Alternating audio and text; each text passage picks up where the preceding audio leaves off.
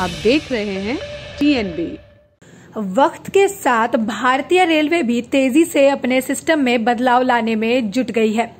गुजरात में railway station पर पहला होटल बनवाने के बाद अब रेलवे देश की पहली हाइड्रोजन फ्यूल आधारित ट्रेन चलाने की तैयारी कर रही है और ये तैयारी काफी जोरों शोरों से चल रही है।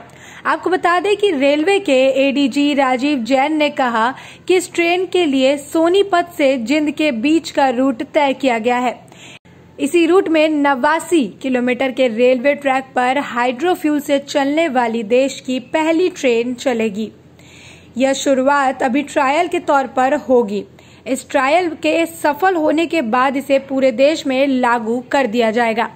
भारतीय रेल वैकल्पिक ईंधन संगठन IROAF ने इस रूट पर हाइड्रोजन फ्यूल आधारित ट्रेन चलाने के लिए जरूरी काम में जुट गई है। एडीजी ने कहा कि ट्रायल सफल रहने के बाद आने वाले दिनों में सभी ट्रेन डीजल से नहीं बल्कि हाइड्रोजन से चलेगी।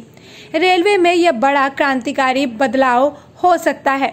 इसमें रेलवे को न केवल डीजल की बचत होगी बल्कि पर्यावरण के लिहाज से भी हाइड्रोजन फ्यूल ज्यादा फायदेमंद होगा। उन्होंने बताया कि अभी तक दुनिया में केवल 2 देशों ने ही हाइड्रोफ्यूल से ट्रेन चलाने में सफलता प्राप्त की है।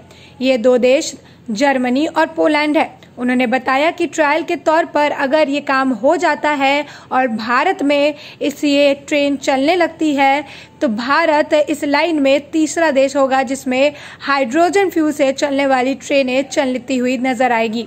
उन्होंने ये भी बताया कि ट्रायल के तौर पर रेलवे अभी 2 EMU ट्रेनों में हाइड्रोफ्यूल इंजन लगाने जा रही है। इसके साथ ही भारत की पहली हाइड्रोजन फ्यूल सेल आधारित ट्रेन के लिए रेलवे ने निविदाएं आमंत्रित की है।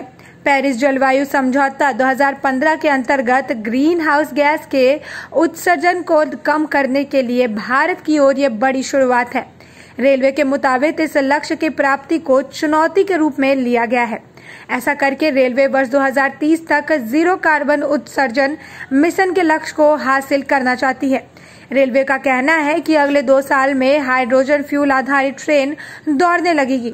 ऐसे में ये तो वक्त के साथ ही साफ हो पाएगा कि आखिर 2 साल में ये ट्रेन चलने लगती है या फिर नहीं।